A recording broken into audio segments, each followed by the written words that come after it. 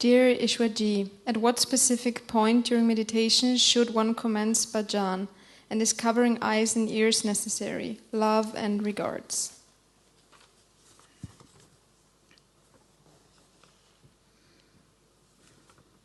At what specific point during meditation should one commence bhajan, and is covering eyes and ears necessary? Bhajan, by bhajan, the questioner obviously refers to listening to the sound. You might have heard that the truth, the creative power, sometimes the creator itself has been called the Word. In the Bible, John's Gospel begins with these verses. In the beginning was the Word, and the Word was with God, and the Word was God. People ask me, has God been defined anywhere? I said, yes, in John's Gospel it is. The Word was God. How can a word be God? How can a spoken word be the creative power? In the Hindu scriptures, in the Veda, Rig Veda, it says that this world was created by Nad, the sound. And the sound was the creative power whom we call God. Almost a translation. In the Sikh Guru Granth Sahib, in their holy book, it says, Shabde Dharti Shabde Akash. The Shabd has created the world, and Shabd has created the sky. Shabde Shabad Bhaya Prakash. Even Shabd is created by Shabd.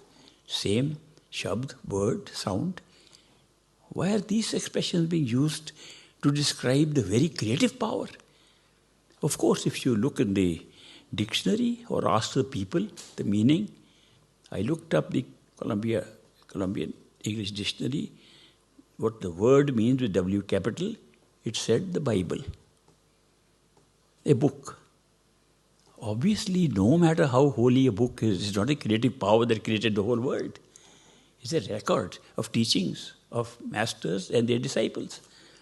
Similarly, in the Vedas, in the Rig Veda, when they say the Nad, they say where's the sound contained in the Vedas itself. They are the holy books. In the Sikh literature, if you say what is Shabd, what does Shabd means? They say it means the Bani, and Bani means Guru Granth Sahib itself, the book. How can we reduce a definition of the ultimate creative power described as sound or word? How can we call it a printed book which we are printing here? The truth is, there's a much deeper meaning for which we have called our ultimate creative power, word, sound. What is the quality of a word as we use it here? I'm speaking in words to you. It's audible. You can hear me. And Shabd can be heard. Music can be heard. Sound can be heard. Any word we have used to describe the highest power can be heard. It's audible. Therefore, something audible has been described as the ultimate creative power. Now, the ultimate creative power, if it is way beyond time and space, there can be nothing heard. But the same ultimate creative power appears to be the self. And the self can be heard. It can be heard especially in the physical plane where we are sitting now. All these references to these scriptures and the holy books refer to the fact that the self which contains the ultimate creator can be heard. It's a great thing. Otherwise, we don't know what is the self. But if we can hear it, it's a big advantage. If we can hear something, we can go towards it. If I hear a bell ringing, I can know where it's ringing from, the direction from where it comes, I can go towards it.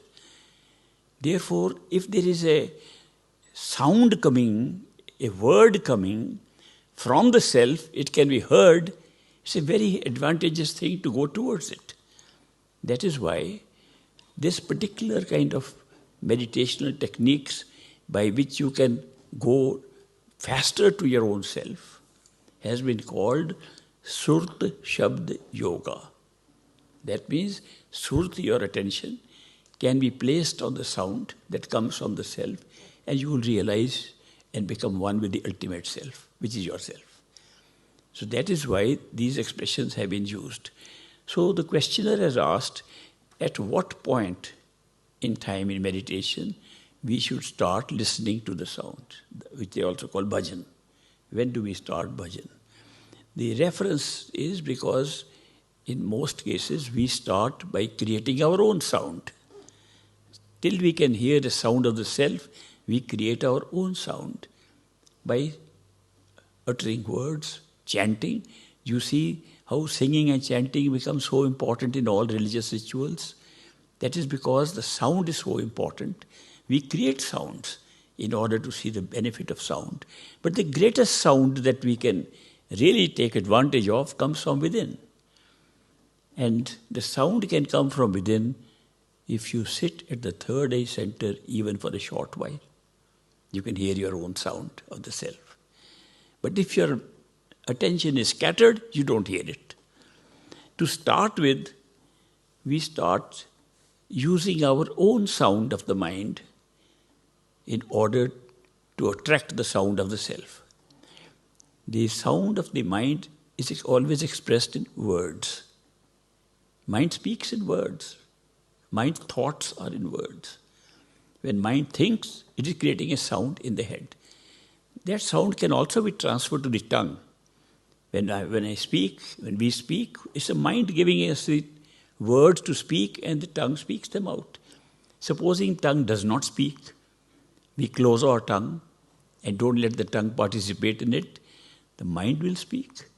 And the speaking of the mind is called the word of the mind. And how do we do it? We are hearing it all the time during thinking, but that we don't consider a sound we are listening to, though every day we have to listen to it. We can inject different words in the mind and hear them. When we inject deliberately with our will different words in the mind, then it becomes easy to identify those words with the sound of the mind. When we say we have a mantra to speak, what is a mantra? Words. We repeat them.